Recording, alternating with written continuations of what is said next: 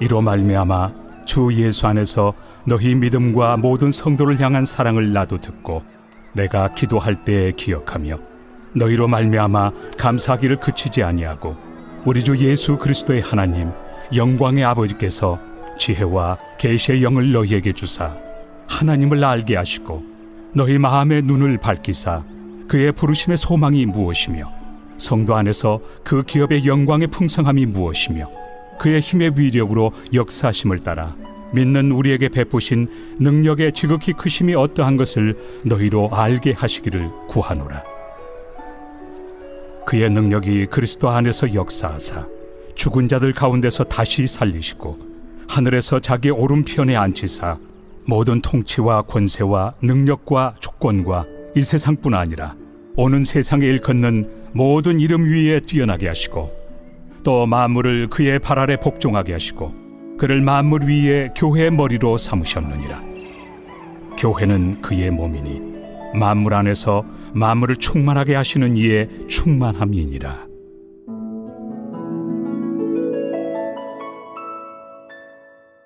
여러분, 에베소 교회 목회자였던 사도 바울과 그리고 에베소 교회 성도들의 연결고리를 사도 바울은 사랑과 믿음이라고 말해요. 그 믿음과 사랑의 원인이 되었던 것을 15절을 보면 이로 말미암아 믿음과 사랑이 생겼다고 말합니다. 즉 사도 바울과 에베소 교회 성도들의 연결고리는 믿음과 사랑인데 이 믿음과 사랑의 근원이 15절 앞쪽에 있는 어떤 내용이 정리가 된 건데 그걸 이로 말미암아라고 표현하죠. 그리고 한마디로 이 사랑과 믿음의 원인은 3절에 등장하는 하늘의 신령한 복이에요. 그리고 저희는 지난 시간에 하나님의 이 신령한 복은 삼위 하나님의 구원 사역을 의미하며 하나님의 이 구원 사역이 바울과 그리고 에베소 교회 성도들에게 분명한 자기 고백과 감격을 불러일으켰다라고 하는 말씀을 나누었습니다. 자, 그럼 다시 한번 저희 삼위 하나님의 구원 사역이 저와 여러분을 어떻게 영적인 상태로 초대하는지 한 번 더 정리해 보겠습니다. 사도 바울이 말하는 하늘의 신령한 복은 바로 삼위 하나님의 구원 사역의 내용을 의미하는데요. 크게 세 가지죠. 첫째, 아버지 하나님은 우리의 모든 상황보다 크십니다. 그래서 우리의 상황을 뛰어넘어서 그 상황이 아니라 우리는 하나님과의 관계에 영향을 받는 상태가 되었다라고 하는 것입니다. 두 번째, 예수님은 당신의 전부를 주셔서 우리의 존재를 완전히 바꾸셨다라고 하는 겁니다. 따라서 우리 안에 저희는 예수가 전부가 되도록 우리의 현실과 존재를 살아야 한다라고 하는 거죠. 세 번째로 성령 하나님께서는 우리의 구원이 완전한 사실이며 영원히 변경 취소될 수 없도록 하셨다라고 하는 것입니다. 그리고 우리로 하여금 이 진리를 믿고 확신하며 살게 하신다라고 하는 내용입니다. 성도 여러분, 삼위 하나님의 이 구원 사역에 대한 분명한 고백과 감격이 있는 성도들에게는 반드시 은혜의 효력들이 나타나요. 마치 적절하게 어떤 질병에 맞는 약을 먹으면 정확하게 효과가 나타나듯이 소위 영적인 약팔이 나타나는 것처럼 하늘의 신령한 복, 바로 삼위의 하나님께서 우리를 위해 행하신 구원 사역이 우리에게 가져다주는 은혜의 효력을 사도 바울이 먼저 경험을 합니다. 그리고 에베소 교회 성도들에게 동시에 나타나게 되는 거죠. 그래서 먼저 그 효력을 경험한 사도 바울뿐만 아닌 에베소 교회 성도들에게 그것이 나타나다 보니 먼저 알아보게 된 겁니다. 그게 무엇인가요? 그게 앞에서 말씀드린 믿음과 사랑입니다. 이 믿음과 사랑에 대해서 좀 더 구체적으로 설명하면 은혜의 효력은 첫 번째로 성도들로 하여금 주 예수를 향한 신실한 믿음에 헌신하게 하셨다라고 하는 거예요. 여러분, 이 믿음은 우리 안에서 작동합니다. 그리고 예수님께서 우리에게 주신 마음과 그리고 생각이 현실이 되도록 살고 싶어지게 하는 것이 바로 주 예수를 향한 신실한 믿음이에요. 그리고 이 신실한 믿음의 표현이 가장 가까이에 가장 먼저 드러나는 게 무엇이냐면 바로 믿는 사람들끼리의 사랑의 교제, 바로 성도의 교제를 통해 드러나는데 바로 믿는 교우들 간의 사랑의 교제로 드러나게 되는 겁니다. 예수님에 대한 믿음이 가치 있는 사람들, 그래서 예수에 대한 믿음에 같이 헌신한 사람들을 보면 여러분 저희들 마음에 어떤 마음이 찾아올까요? 너무나도 동질감이 있기 때문에 서로 기뻐하며 존귀히 여기게 됩니다. 그리고 그를 사랑할 수 있는 힘이 붙기 시작하는 거죠. 한마디로 영적인 동지애가 만들어지는 겁니다. 저 사람은 예수를 향해 나랑 같은 믿음의 고백을 소유한 사람이니까 저 사람이라면 예수의 사랑을 제대로 연습해 볼 수 있지 않을까? 가장 신뢰할 만한 영적 식구가 될 수 있겠다고 믿고 싶어지는 거죠. 결국에 예수를 향한 동일한 믿음과 헌신은 우리를 참 사랑의 교제의 자리에 들어가게 하는 겁니다.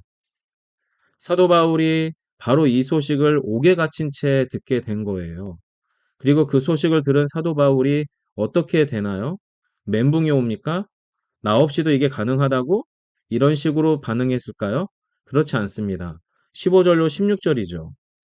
이로 말미암아 주 예수 안에서 너희 믿음과 모든 성도를 향한 사랑을 나도 듣고 내가 기도할 때에 기억하며 너희로 말미암아 감사하기를 그치지 아니하고. 사도 바울의 이 두 구절을 좀 더 의역해서 풀어보자면 이런 편집글이 될 것 같아요.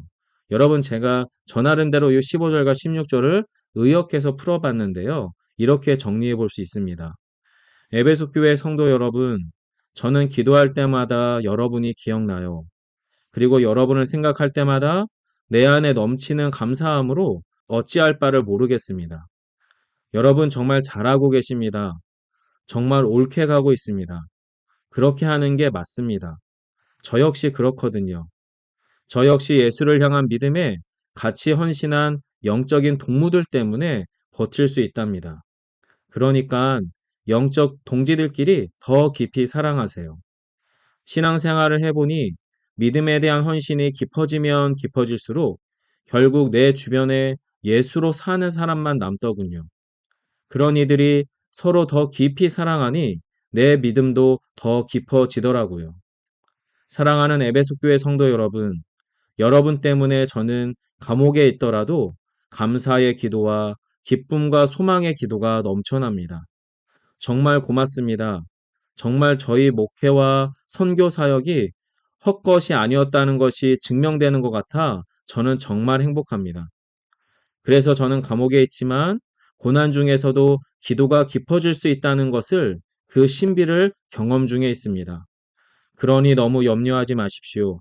오히려 감옥에서 나가는 날 기쁨과 감사함으로 여러분을 뵐 것입니다.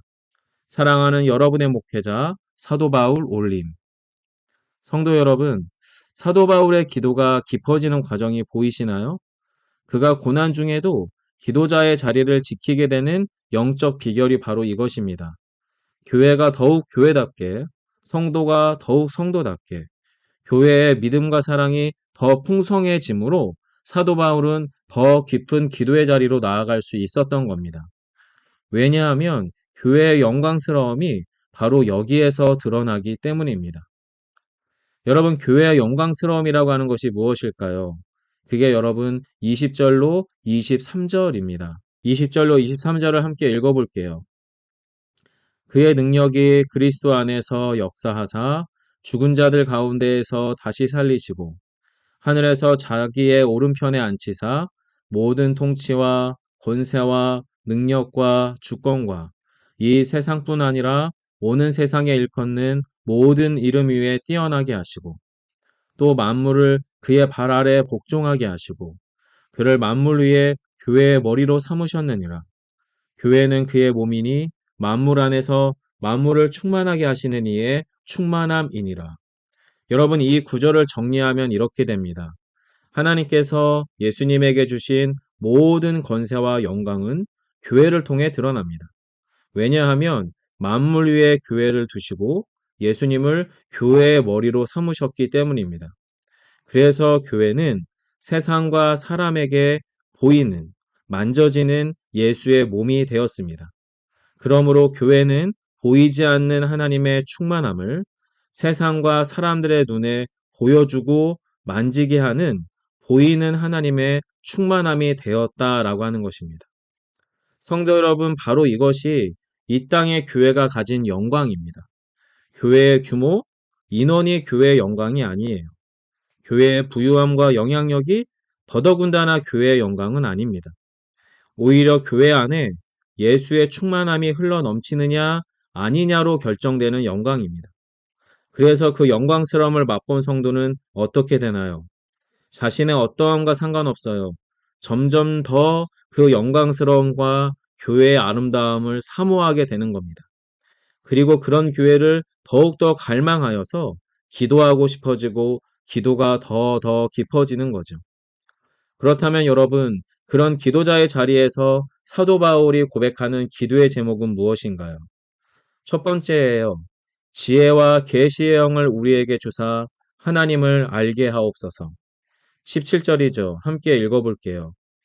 우리 주 예수 그리스도의 하나님, 영광의 아버지께서 지혜와 계시의 영을 너희에게 주사 하나님을 알게 하시고, 여러분, 성령을 통해 하나님을 알게 되는 것이 왜 중요한가요?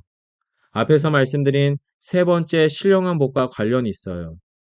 바로 지혜와 계시의 영이신 성령님만이 하나님이 누구시며 예수님이 누구신지 온전히 깨닫게 하십니다. 그 하나님을, 그 예수님을 믿고 싶어지게 하십니다.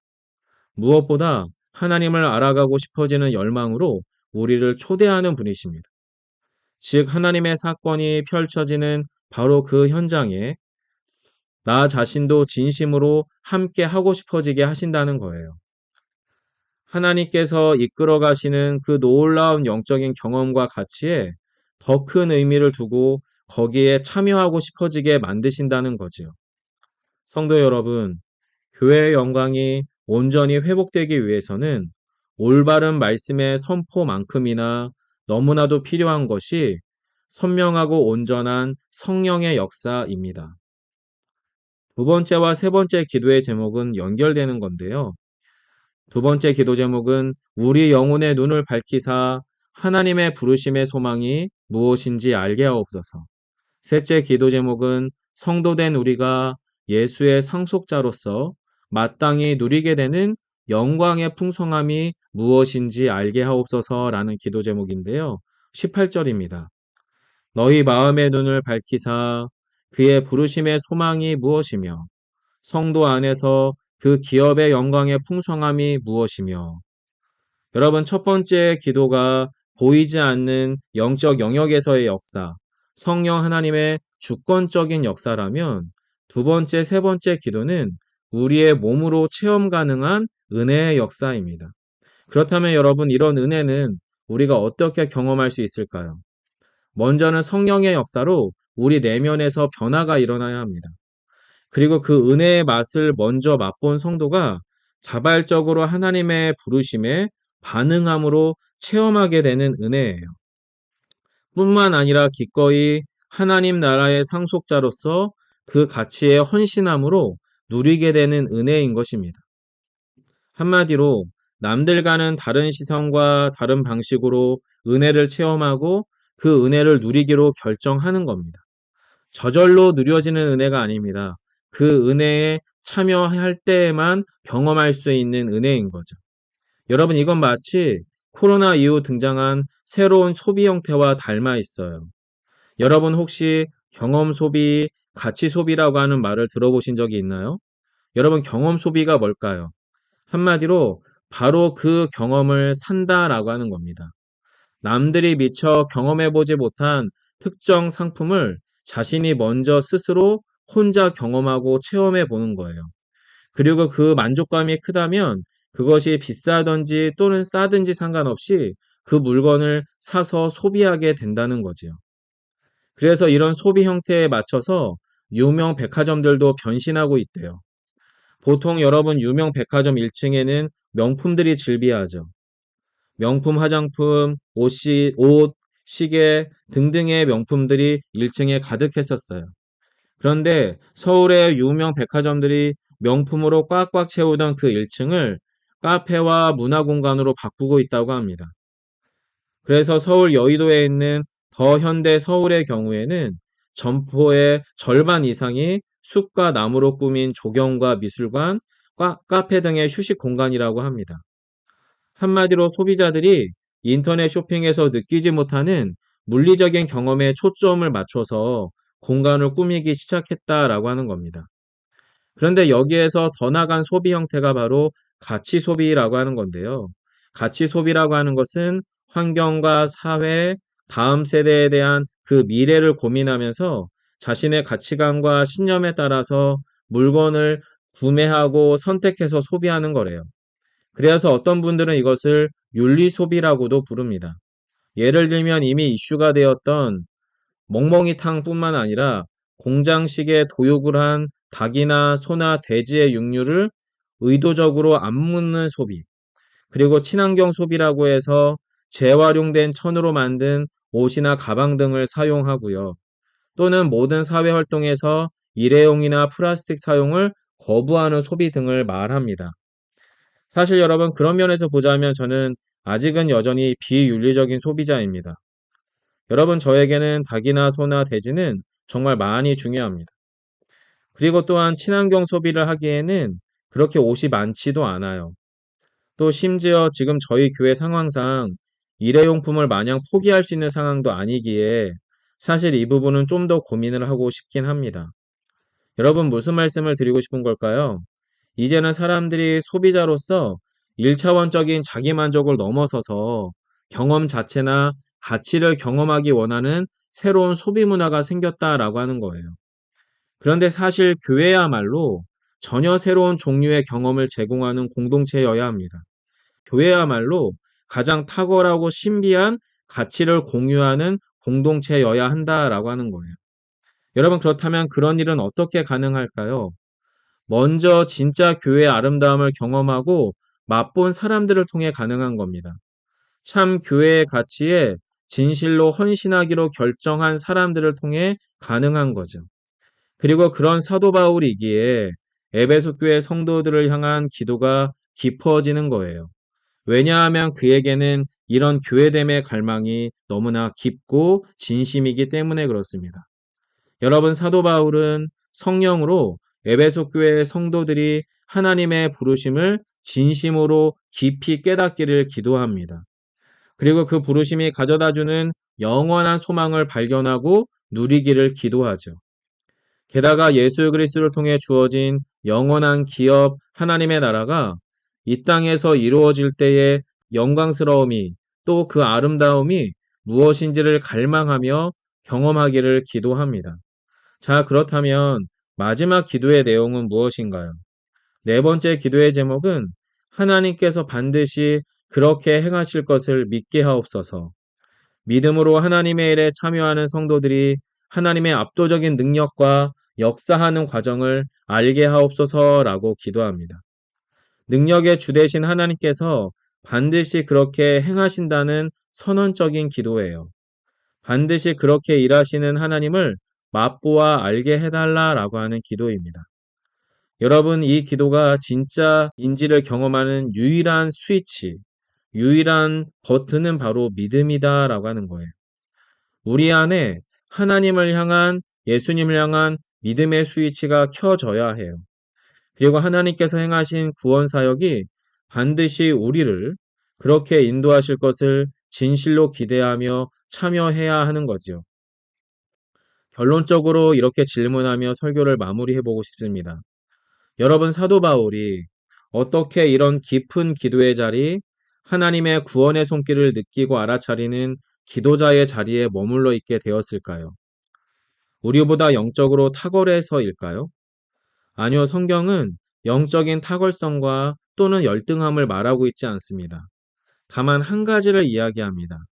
이 은혜의 역사에, 이 구원의 물줄기에 발을 담고 참여하느냐, 아니면 흘러가는 물을 옆에서 바라만 보느냐에 대해 도전합니다. 성도 여러분, 사도 바울이 이처럼 깊은 기도의 자리에 머물게 된 이유는 에베소 교회 성도보다 먼저 예수를 향한 헌신된 믿음이, 그리고 믿음의 외적 표현으로서 성도의 교제, 사랑의 교제가 이미 사도 바울 안에 먼저 있었기 때문입니다. 그래서 여러분, 저는 오늘 말씀에서 저희가 세 가지만 기억하시면 좋을 것 같습니다. 첫째, 하늘의 신령한 복은 우리를 예수 그리스도를 향한 믿음과 사랑으로 이끕니다. 둘째, 내가 먼저 예수를 향한 믿음과 성도의 교제, 사랑의 교제에 헌신할 때 나도 그런 교우를 만날 수 있습니다. 세 번째, 예수 비봉교회가 신령한 복을 통해 예수를 향한 믿음과 성도를 향한 사랑이 깊어질 때에 결국 우리는 교회의 영광을 경험하게 될 것이고, 그 영광과 생명력을 세상과 사람들에게 흘려보내는 바로 그 교회가 될 것입니다. 성도 여러분, 주 예수의 복음은 저희를 더 깊은 기도의 자리로 이끌게 됩니다. 그리고 우리의 기도가 가야 될 최종적인 지점은 우리의 모든 기도의 제목이 응답받고 모든 문제가 해결되는 자리가 아닙니다.